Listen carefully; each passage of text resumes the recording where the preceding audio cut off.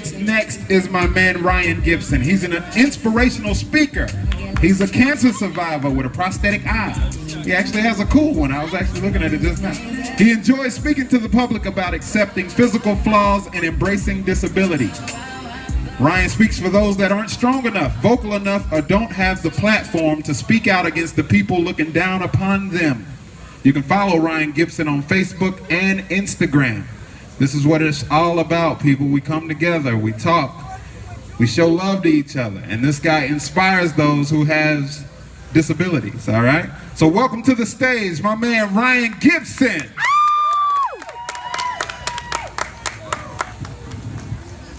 How's everybody doing? It's pretty good weather, right?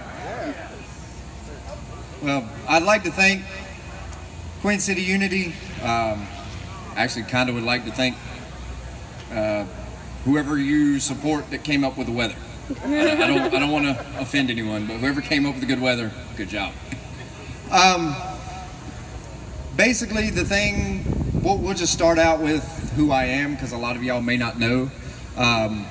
In the soccer community, I'm kind of a big deal. Other than that, I'm really not. But basically, about a year and a half ago, I lost my eye to ocular melanoma. Basically just went to Walmart, as weird as that sounds. Went to Walmart, found out something's in your eye. I was hoping it was an infection. Tumor, yeah. So basically I ended up going to another doctor and a couple of other doctors and ended up at Wake Forest University. Now when a doctor in this area tells you you need to go to Duke University, yeah, the tension starts to rise very quickly. But the thing is the way that my makeup is, the way that my grandmother has taught me, I was scared for a minute. I didn't allow myself to get too far down. I talked with a bunch of people, got my eye removed. Then it came to the point of prosthetic eye time. Most people select regular eyes. That wasn't even in my wheelhouse. I went with a Bayern Munich, which I don't know if anyone knows anything about soccer. It's a large team in Munich, Germany. And basically the thing was I contacted the team, got permission to get the logo, put the logo on my eye. I thought, hey, for me, that's a wonderful thing. To everybody else, it's probably weird. Well, once I got that done, then it ran. I did not expect the simple eye and the simple thing that I thought was special to me would affect so many people. Right to this point right now, I'm sitting at 169 million social media views. I've got close to 60 articles in over 48 languages and still finding new articles every day. Yes, it's really weird for a kid from Clover, South Carolina to have an article written about them in Filipino or an article written in Chinese or Bulgarian, Russian. That is weird. I never thought it would get that far. But the thing is it all started with this type of stuff as I just wanted to do it my way.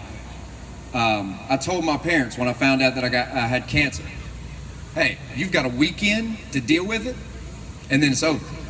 No more tears, no more any of that stuff. We're moving forward.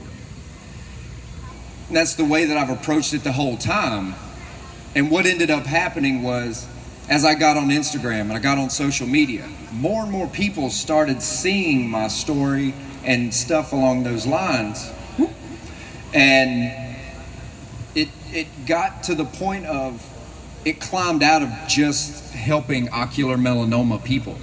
I wanted to do that to get awareness for the rare cancer that I've got. That's what I started this with. Then it turned into cancer patients in their own. They started seeing what I was doing and was like, man, I want to do something that's special, something that nobody else is doing. And then it ran from that to people with just flaws, people that people perceive as flaws, And the more that that started picking up, I referred to one of the guys that I respect is Frank Ribery. He's one of the Bayern Munich players. He's got a massive scar down the side of his face. He got that in a car wreck when he was a kid. And he's a millionaire many times over, like most professional athletes are. Well, he could have gotten that fixed. Did he? No. Because every time he looks in the mirror, he sees the scar that made him the man he is today. Me looking in the mirror, I see this eye, and that's a scar of something that's created who I am today. Now, and I know there's not a lot of people up front, but how many of y'all have been through tragic experiences? How many of y'all have perceived scars? I'm pretty sure a lot of people have mental, physical scars. How many of y'all have a terminal illness? How many, seriously, the people sitting up front, the people back there, how many of y'all have a life-threatening terminal illness? Well, every one of y'all have a life-threatening terminal illness. It's called life. You're going to die eventually. The 3 biggest motivational words I've ever heard is from Gary Vaynerchuk. Gary V says, and I quote, the biggest 3 words that should ever change your life is you will die. Everybody here has a terminal illness, and that's called life. What are you going to do with those 3 words? Are you going to go out and complain because you didn't get that promotion, or are you going to go out and work 10 times harder to get that promotion?